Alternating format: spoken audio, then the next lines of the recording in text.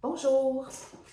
Aujourd'hui, la question que je pose est: qu'est-ce que le traumatisme?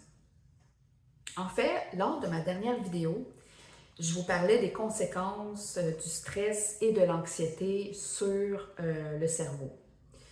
Aujourd'hui, ma vidéo portait sur le traumatisme. Quelles sont les conséquences du traumatisme sur le cerveau? C'était ça aujourd'hui que j'étais supposée de vous parler, mais finalement, je me suis rendu compte que j'avais beaucoup trop de choses à dire sur le traumatisme. Alors, j'ai décidé de couper ma vidéo en deux, encore une fois. Alors aujourd'hui, je vais vous parler du traumatisme en général et lors de ma prochaine vidéo, je vais vous parler des conséquences du traumatisme sur le cerveau.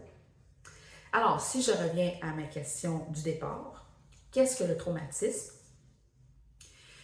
En fait, il y a beaucoup de personnes qui sont victimes de traumatisme et qu'elles ne le savent pas.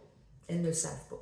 Pourquoi? Parce qu'elles se disent: moi, j'ai pas vécu des gros événements dans ma vie. J'ai pas vécu une catastrophe naturelle, j'ai pas vécu d'agression, j'ai pas vécu de vol. Donc, elles pensent qu'elles ne sont pas victimes de traumatisme, alors que c'est faux.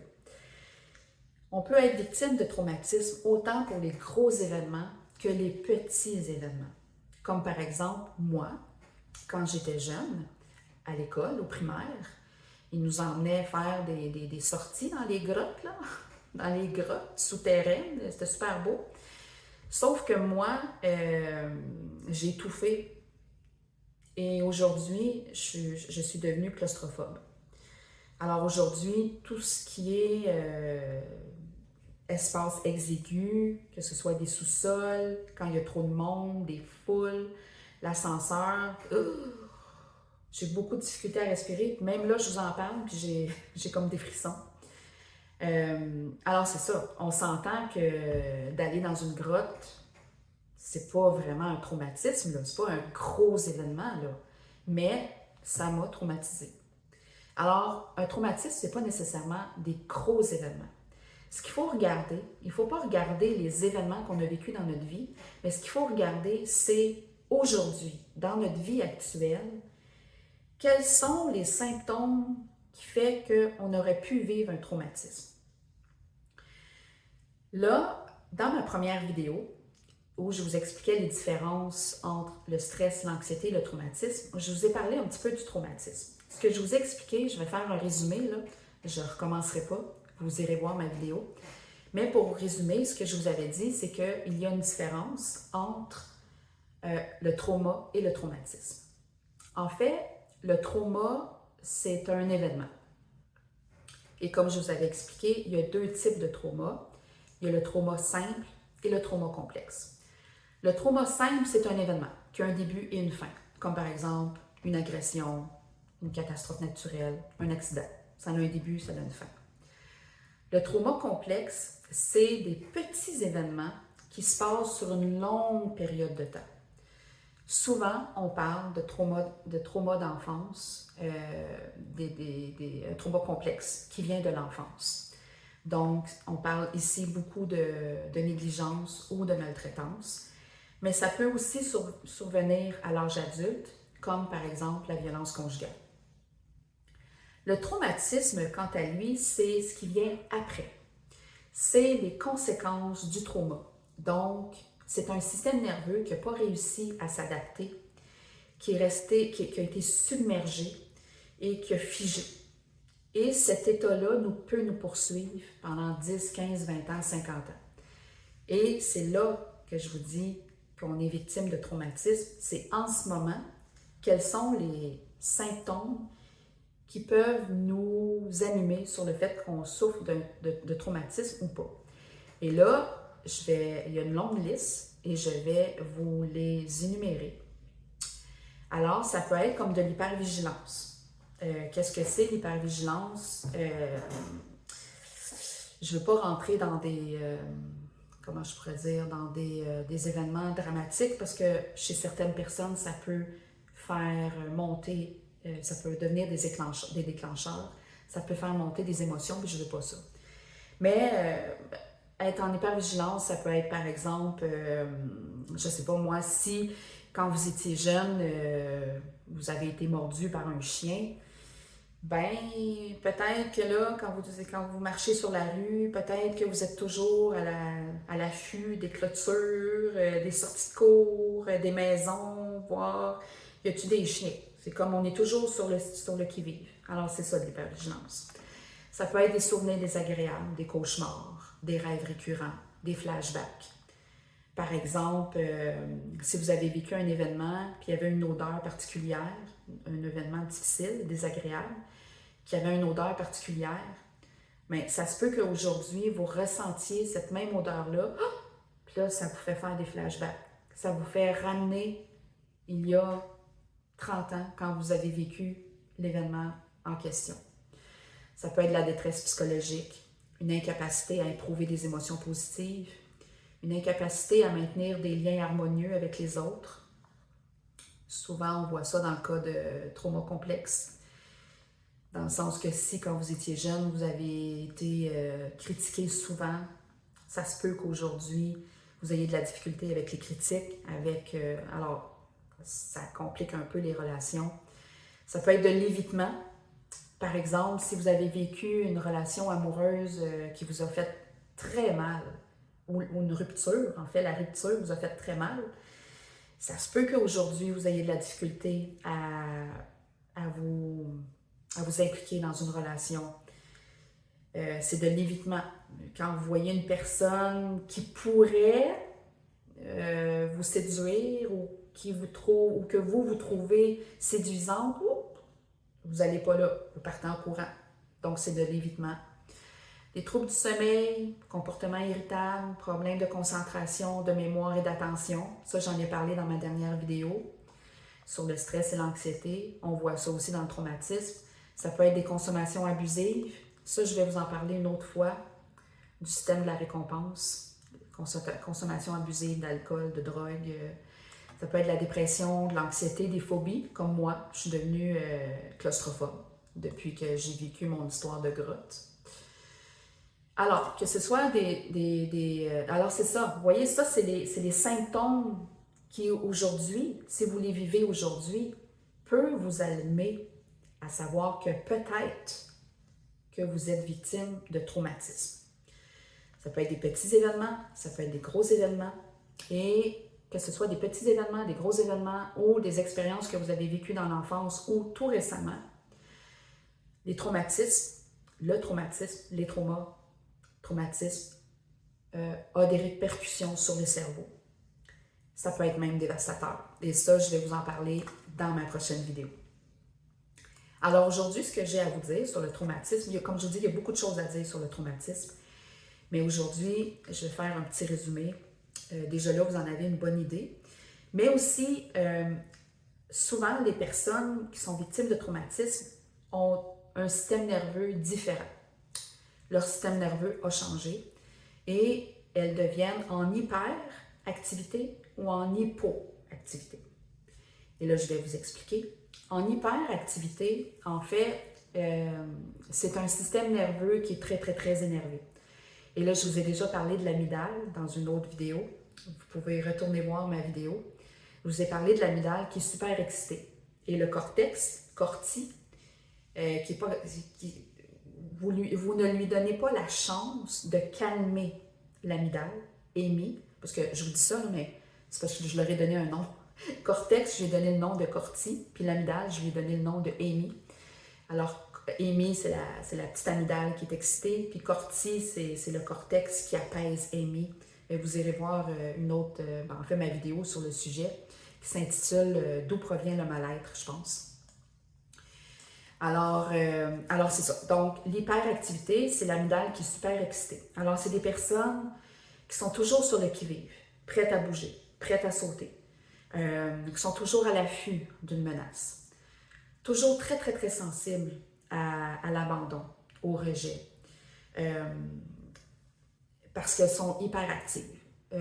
Beaucoup d'émotions, beaucoup d'instabilité dans les émotions, beaucoup de up and down, de haut et de bas, difficulté à s'exprimer, peut-être beaucoup d'irritabilité, beaucoup de colère. On le sait, ça le dit, là. Une hyperactivité, là. Donc, si par exemple cette personne-là est en couple avec quelqu'un, elle va trouver toutes les petites choses, les petites affaires qui peuvent lui faire confirmer ah, ma bien-aimée ou mon bien-aimé me trompe. Ah, ben là, ce soir, il est rentré tard, je suis sûre qu'il a vu quelqu'un. Ah, ce matin, il est parti sans me dire bonjour, il va m'abandonner, il m'aime plus, il m'aime-tu.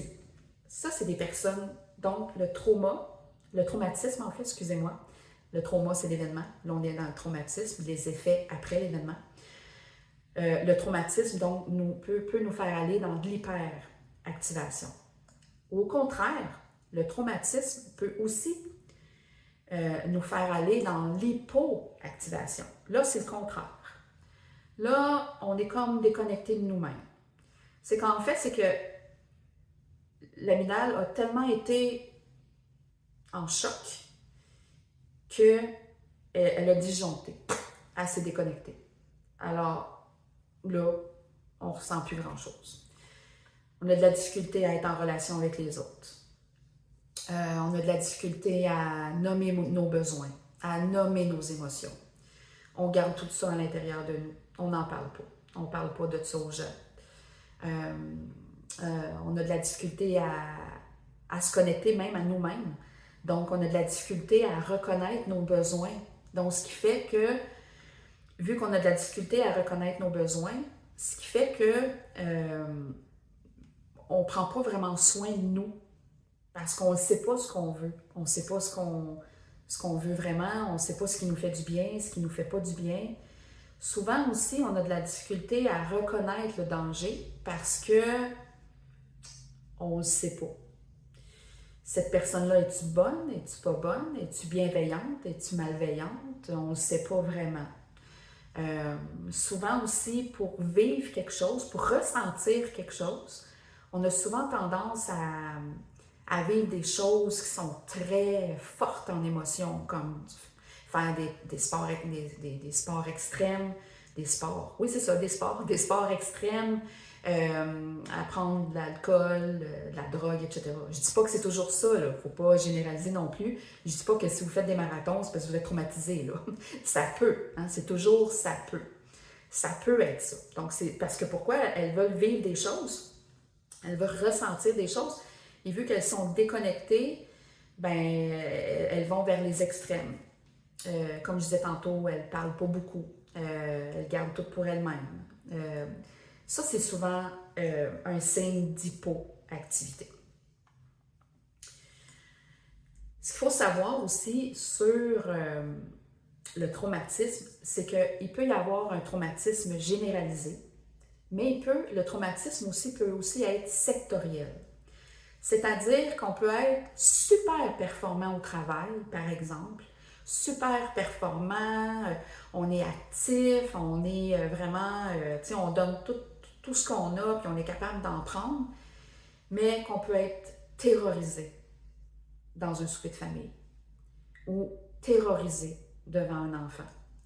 Donc, on peut être normal dans certains secteurs de notre vie, comme par exemple les finances, et être complètement déconnecté, terrorisé, complètement submergé dans d'autres situations, par exemple des relations amoureuses, où on est capable, on a une maison, on travaille, on gagne de l'argent, tout ça, mais au niveau des relations amoureuses, on a mis une croix là-dessus. Ça ne nous tente pas vraiment. Ça se peut aussi que ce ne soit pas ça. Je ne dis pas que c'est nécessairement un traumatisme, mais ça peut, en fait, nous allumer une petite cloche. Et en terminant aussi, ce que je voulais vous dire, c'est que ce n'est pas tout le monde qui vit un traumatisme après un trauma, après un événement traumatique. Pourquoi? Parce que il y a beaucoup de choses qui peuvent être mises en cause dans le rétablissement. Ça peut être notre personnalité. Est-ce qu'on est une personne vraiment très flexible ou si on est rigide? Ça peut être, par exemple, notre capacité, notre résilience. Est-ce qu'on rebondit facilement après un événement ou si on est vraiment porté à se mettre en petite boule puis à pleurer dans notre petit coin. Ça peut dépendre aussi de l'événement comme tel. Est-ce que c'est un gros événement grave? Est-ce que c'est un petit événement qui n'a pas beaucoup d'incidence? Ça peut être aussi dans notre établissement. Est-ce qu'on était entouré? Est-ce qu'on est entouré de beaucoup de personnes qui nous ont aidés à nous sortir de notre événement traumatique? On a pu en parler à des professionnels, à des membres de notre famille, à notre conjoint, ou si on était seul, puis qu'on a vécu ça toute seule dans notre petit coin. Aussi, ça peut avoir rapport aussi avec notre capacité excusez-moi, là, j'ai un trou. J'ai un trou. Mais bon, alors, c'est ça. Alors, il y a beaucoup de choses qui peuvent faire en sorte qu'après un événement traumatique, on puisse bien s'en sortir ou pas. Parce qu'il y a des gens qui vivent des situations traumatiques et qui ont une vie après ça super belle, super épanouie et qui vivent une vie très heureuse.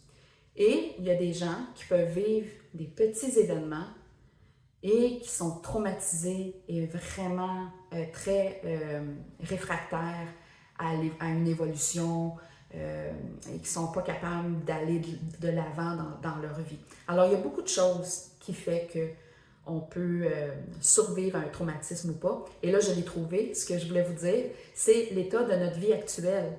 Est-ce que dans notre vie actuelle, ça va super bien? Ou si ça va pas bien, qu'on est en train de se séparer, qu'on a perdu notre job?